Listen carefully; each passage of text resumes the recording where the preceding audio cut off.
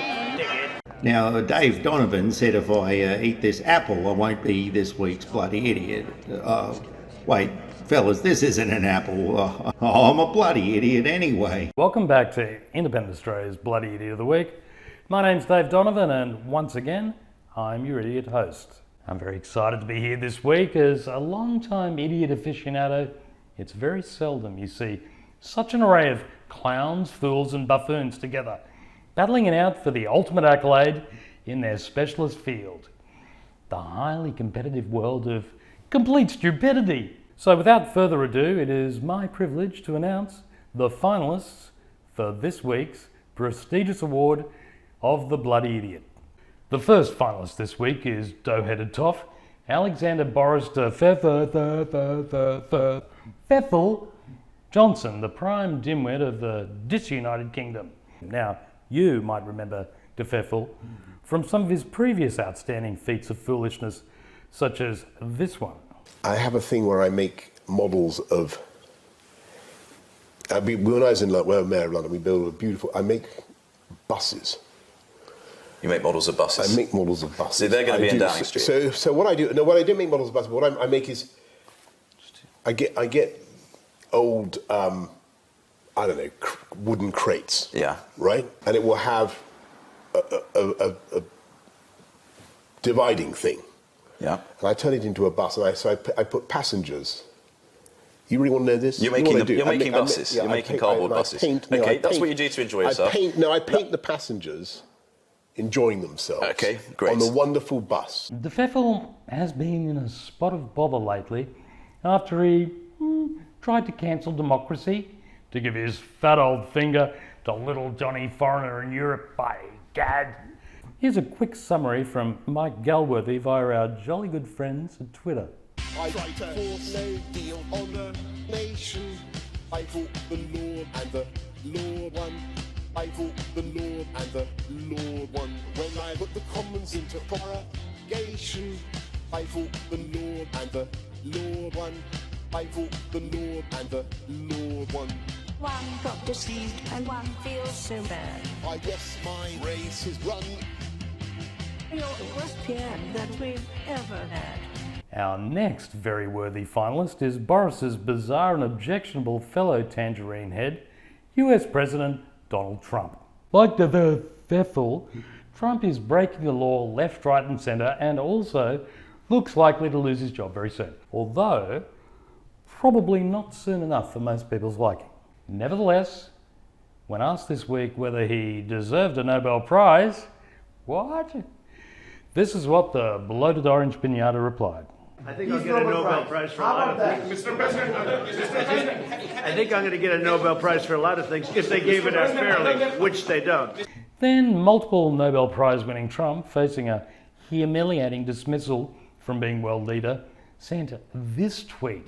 To show you how dishonest the lamestream media is, I used the word little, not little, in describing corrupt Congressman Little Adam Schiff. Low ratings CNN purposely took the hyphen out and said I spelled the word little wrong. A small but never-ending situation with CNN.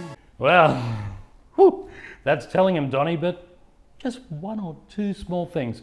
Firstly, what the hell is a little? Perhaps you mean little, or maybe Lil, as in Lil Abner. Number two, that tiny tick thing you called a hyphen, well, that's actually an apostrophe. However, if you wanted to use a hyphen, you could have slapped one into never ending. And lastly, unlike most of your fours, you spelt describing wrong. Really? But apart from that, good job, you idiot.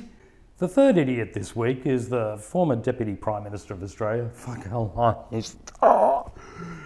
Barnaby Joyce, for his standout performance in I Dialed It In. After becoming PM last year, Scott Morrison gave Barnaby the made-up job of drought envoy, which many found odd, given Barnyard hasn't been dry for years.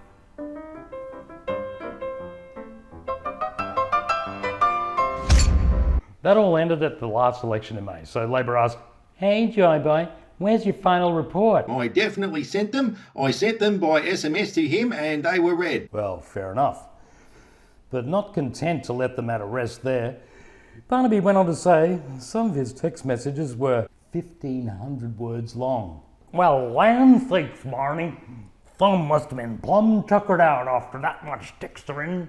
And an even more impressive achievement, given there's actually no such thing as a 1,500 word text message. Aww. Barnaby, you bloody idiot bullshit artist. The last finalist is no stranger to idiot fans. Australian Prime Minister Scott Morrison has, once again, shown his idiotic expertise through another series of humiliating gaffes and blunders. This time representing us overseas, lucky us, in the US of A, where Scotty has been hanging out with his partner in slime, good old Donald Trump. Scott Morrison, on behalf of the United States, will you accept this rose? Oh yeah, thanks Donnie, how good is that? There, instead of attending the UN Climate Summit in New York, like almost every other world leader, Morrison instead, of course, went to Macca's in Chicago. Now, many would think that after what allegedly occurred at the Engadine McDonald's in 1997, Morrison might choose to steer clear of photo opportunities at McDonald's restaurants, but seems not. Oh well, fill your boots, Skidmo. On the plus side, rather than attacking Greta Thunberg, like all the rest of the fat old right-wing nutjobs in the world, Scott Morrison instead decided to take the high moral ground and just treat her with his usual slimy condescension. After Thunberg attacked our fat white generation for not doing enough to combat climate change, for hers, skiddly diddly said at the UN, chill the F word, well, he's a happy clapper, out. But I don't want our children having anxieties about these issues. Good point, Scott. We don't want to alarm the little children about the escalating climate emergency they'll be forced to inherit. And if they do ask about this impending catastrophe, we should just tuck them into their wee little beds and say gently to them, their sweet little worried faces looking up at us. Oh. Don't worry about global warming, sweetie, because some lovely big corporations are making extremely handsome returns for their investors now, and that's the main thing. Now, go to sleep, darling. Shh. Oh, bless their little souls. How good is bedtime? How dare you? You've stolen my dreams. Scott Morrison, you are a bloody idiot.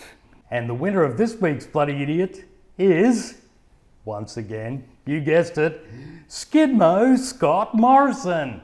You've got quite a few of these awards now in the pool room, you bloody idiot. And that's it for this week. As usual, like, subscribe, support Independent Australia. You'd be a bloody idiot not to. I force no deal on the nation. I fought the Lord and the Lord won. I fought the Lord and the Lord won. When I put the commons into prorogation, I fought the Lord and the Lord won. I fought the Lord and the Lord won.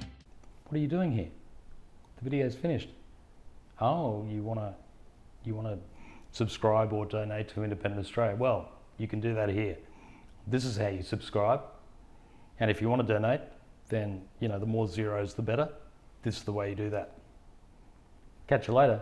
That's it.